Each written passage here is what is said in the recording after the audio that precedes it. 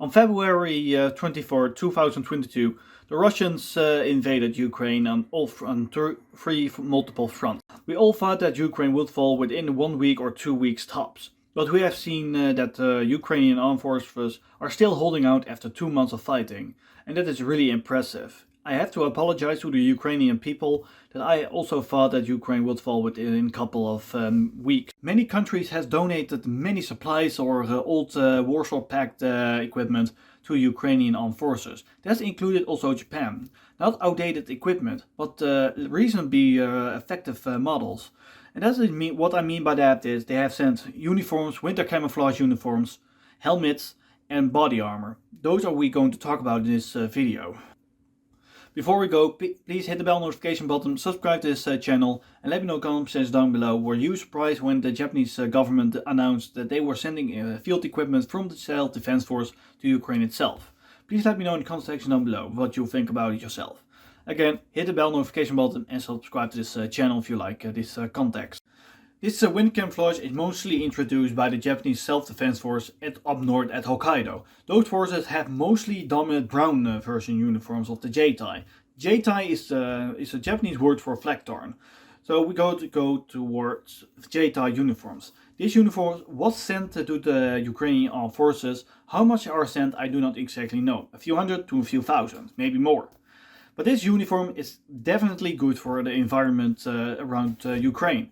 Because it is in winter in such conditions that even brown dominant uniforms are more effective in Hokkaido. So brown dominant uniforms are a little bit more effective than dominant green versions. The Japanese has a dominant green versions back in 1991, still in service. And that uniform is not sent to Ukrainian forces, but they do have sent the Type 2 and Type 3 body armor. That is a dominant green version. I do not know if they have also sent a dominant brown version to the Ukrainian forces, but when I saw this information that Japanese government has sent most of non-lethal equipment, at least the equipment that can protect a soldier from helmets to body armor and uniforms, I was really surprised when I found out.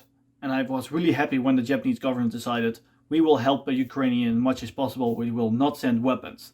As long as countries donated much uniforms and equipment as possible, then it's very good to help Ukraine in every way as possible. The Type 2 and Type 3 body armor were introduced back in 2003 and Type 2 body armor in 2007, I think. The Type 3, Type 2 body armor is easily to recognize, and this soldier of the Ukrainian armed forces wears the Type 2 body armor. And this is really impressive when I see a few versions. But the uniform from the dominant brown uniform is easily to recognize because it is in Ukraine, because of the people are standing there. One soldier has the dominant brown uniform of the Japanese Self-Defense Force, and the other is the Ukrainian armed forces soldier with their own uniform. So it is easy to recognize that it is in Ukraine itself.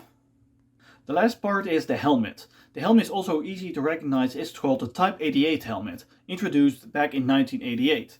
The ballistic helmet is easy to identify because of the curve of the helmet and also the inside of the helmet. We see Japanese marks and letters within, so it is easy to identify that it is from Japanese descent. But we can also see from pictures of it that the Ukrainian armed forces are holding the helmets from Japanese Self-Defense Force. How effective they are, I do not exactly know, but the helmets are effective enough for ballistic wear. So I do hope that this equipment will help Ukrainian armed forces in the long run.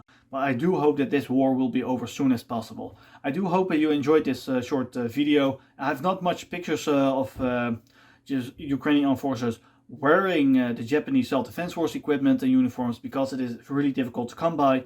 And if they are out there, please let me know in the comment section down below.